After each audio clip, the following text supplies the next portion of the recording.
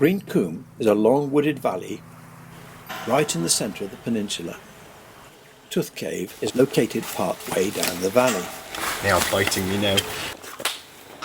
The name Tooth may relate to the downward pointing spike at the gated entrance, or from archaeological finds. A laddered descent near the entrance gives access to Bone Chamber. It's a long time since I've been here. I can't remember. It's just straight down there, but I'll just check. When modern age discoverers in 1961 first visited this chamber, lifting a stone revealed a complete human skull. They also found remains of at least 6 people and pieces of Bronze-aged tools and pottery. Some pieces in here actually look more like debris flow. The finds were beneath angular rocks and stones that were moved to one side during excavations. Recent dating of one of these calcite fragments has indicated an age of around 3,400 years. The rest of Bone Chamber has white stalactites, helictites, and curtains on the roof and walls. Curtains up there. At the far end of the Bone Chamber, the cave suddenly changes character, for the worse. An awkward little bastard. The downward squeeze is followed by a muddy, strenuous tube and is a real test for larger than average cavers. There follows more joy along the continuation, mostly crawling over stones and through pebbly flow debris that accumulated in the passage during the last glaciation. To add to the fun, the passage frequently floods to the roof, and a muddy, high water mark is a sobering reminder that access to this can only be during settled dry weather. Further in, progress gets even more uncomfortable, with stony U-bends that have to be dug out after each flood. Do you want to come have a quick look and just see what you think? Oh, I can get past you, can I? Yeah. Yeah, Oh, okay. I think Antonio was saying it was a left and then A left and right. a right, or a right and then a left. Yeah. Yeah.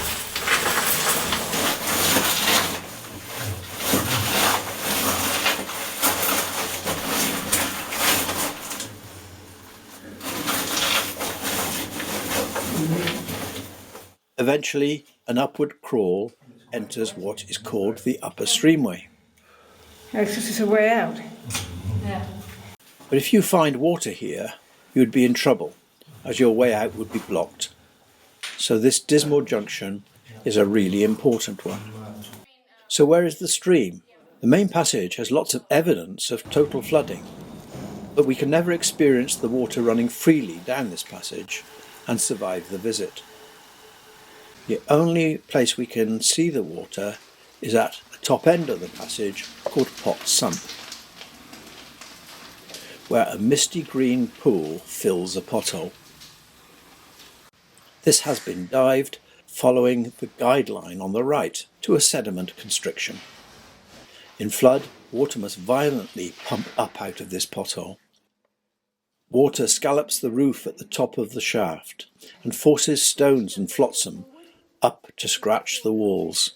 Further downstream, the walls have large, deeper scallops that indicate slower water flows. The route is a bit convoluted, wandering up and down along joints and beds.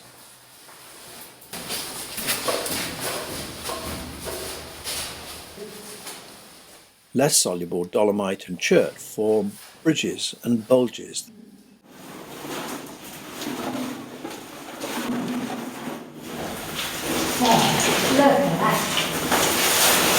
Lighter areas on the walls and flowstone are currently being eroded. It's an almost stand-up situation too.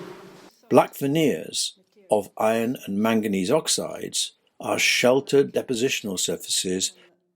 The streamway has many old stalactites that formed under very different conditions from today. Now, with more frequent flooding, the upstream edges are being redissolved. Reeroded curtain. They also sometimes catch the flotsam from the last floods. Underneath all this is a remarkable ancient pebble and sand deposit, coated with black iron and manganese oxides. The stones show very little of the natural sorting common in a stream bed deposit, so its source is most likely a flowing slurry from melting ice above.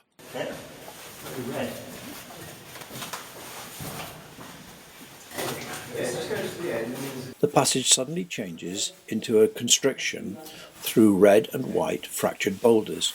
White crystals in the wall indicate a fault line. Now, there is a series up there. Blocks of Permo-Triassic red sandstone with ripple marks are the product of desert torrents. These torrents washed sand and silt into voids created by faulting under a 300-million-year-old arid landscape. Climbing up through the collapsed blocks gives access to high rifts where the softer sandstone has fallen away. The two side walls are the fault surfaces, so this void is actually a reopened, ancient, tectonically created cave.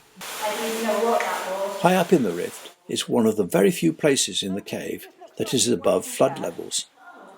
A 60-year-old rescue pack and ladder mixed into the mud had been left there.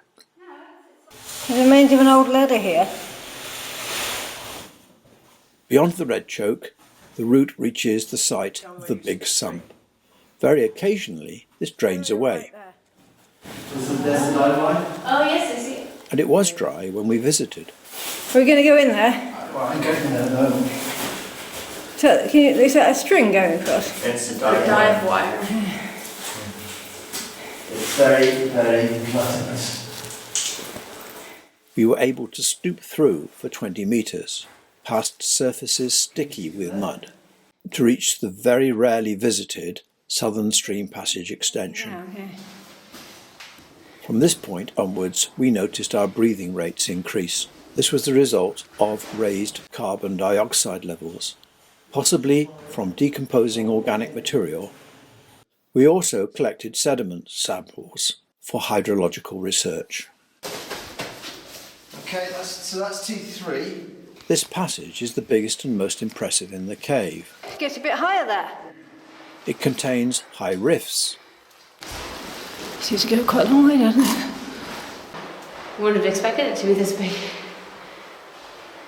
In Christmas Cake Chamber, a magnificent glittering crystal slope.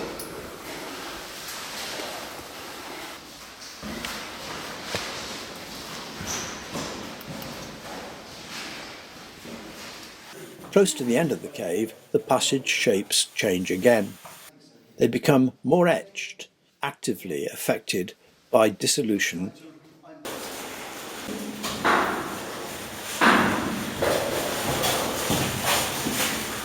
Now, right near the end of the cave, we found CO2 levels had risen even further. And then the way will put one of these. Yeah, there's an onwards way, isn't there? Top. I'm breathing quite heavily. Yeah. It's a very tight rift. I got quite a long way along there before. And when the passage developed into the final rifts, it became very risky to enter these potential CO2 death traps. The other one might be a bit easier. Yeah. Oh, there was another tube as well. I might go and stick my head down it. So there's a long sandy passage. The air seems to be getting pretty thin, as you can hear from my breathing. It goes on for maybe 100 metres. Then it's sandy slope down. And it goes on, turns right and goes down to what probably was the other level we were seeing at the other end. But I didn't go down the slope because I'm having trouble getting my breath at the moment. So.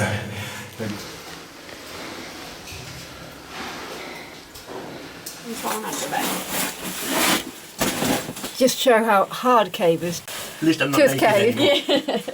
I have been naked What, you had trying even- to undo the carabiners. Oh, that's your excuse. Using my t-shirt to clamp around them. No, you're lying. You did the whole cave like that, did you? Well, it's only just gone back on again.